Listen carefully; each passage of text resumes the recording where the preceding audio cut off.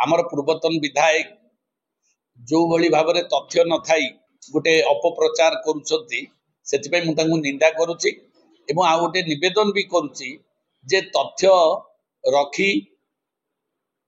तथ्य देइकिरी लोक जदि कहते भल हुंता किंतु तांको पाखरे तथ्य नाही तांकर आग्रह नथिला एनएससी करिया पई ता सहित तांकर अज्ञानता ही तांको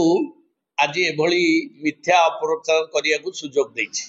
मु आशा करछि एथुरु से क्षांत रहंतु। एनएससी केमती करा जाए कोन क्राइटेरिया अछि सरकारी स्तर रो को प्रोसीजर अछि तांकर धारणा नाही ए विषय रे सेति पई सी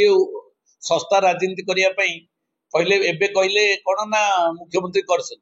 पुणी एबे 5 दिन 7 दिन तले गोटे स्ट्राइक कले जदि मुख्यमंत्री करथिले पुणी स्ट्राइक कोड दरकार थिला जदि मुख्यमंत्री पूर्वतन मुख्यमंत्री घोषणा कर दैछंती तो ऑटोमेटिक नोटिफिकेशन हबो नोटिफिकेशन हेई जाईछि आउ पुणी कोन पई स्ट्राइक एपटे गोटे पटे स्ट्राइक जेतबेले सरकार करिदेले सेतबेले कहउछथि कोन ना नवीन बाबू करथि ये सस्ता राजनीति इटा खाली टांगी पाई नुह बेगुनिया बलगड़ भी से आसी भी बेगुनिया बलगड़ विधायक थिले ना सेतबेले कई कर नथिले से जानि नांती एनएससी केमती करा जाए सेति पई से भली माने मतामत दउछ माननीय मुख्यमंत्री यशस्वी मोहन चरण माझी को टांगी को एनएससी करथिबार मु तांको कृतज्ञता जणाउछि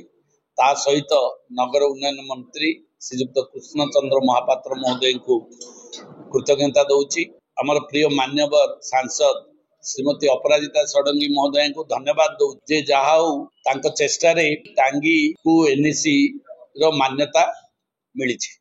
कारण मु आपण मानको जरिया रे देइछि सब डॉक्यूमेंट केमती सरकार आसिला परे सरकार केमती प्रथमे पर्याय आरंभ कले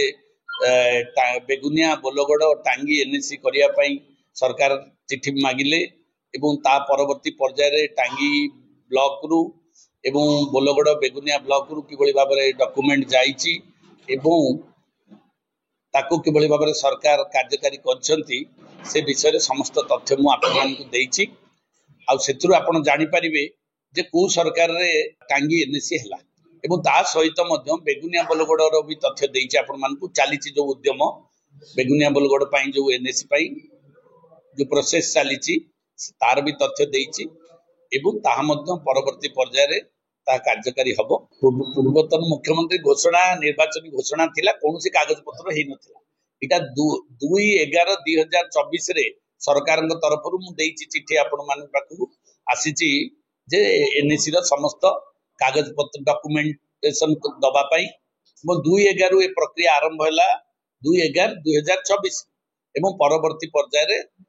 प्रक्रिया चालिकी वर्तमान घोषणा है अगस्ट 31 से भली भाव में बेगुनिया बोलगड़ भी प्रक्रिया से 2/11 सरकार मागी थिले किंतु तांकर किछि डॉक्यूमेंटेशन अभाव जोगु से प्रोसेसिंग हे पारला नाही किंतु एबे से सब डॉक्यूमेंटेशन कलेक्शन करा जाउची और ताहा मध्य आगामी दिन आगामी पर्याय रे ता घोषणा करा जाय।